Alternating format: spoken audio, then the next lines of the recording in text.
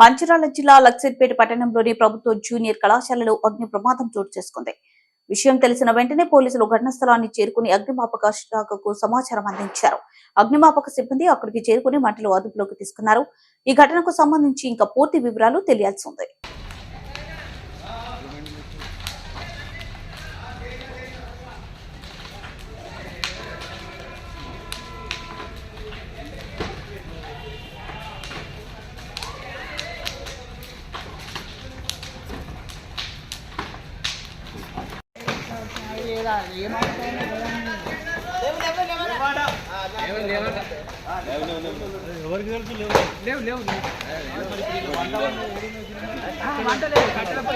కట్టెలే ఉంటాయి అలా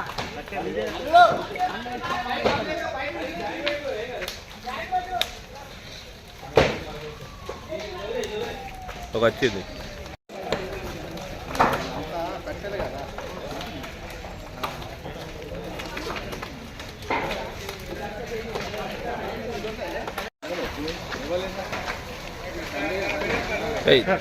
సెట్ అయిపోయింది.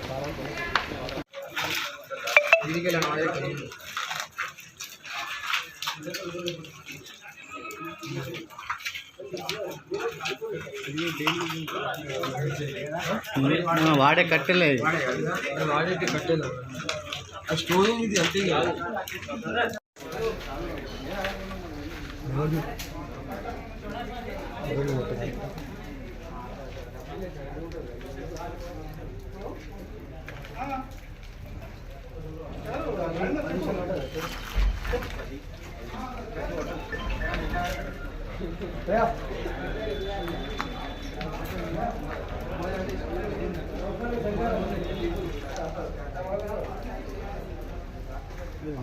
ठीक है, एक 10 मिनट रुको ना, एक 10 मिनट निकाल, एक 10 मिनट भैया। हाँ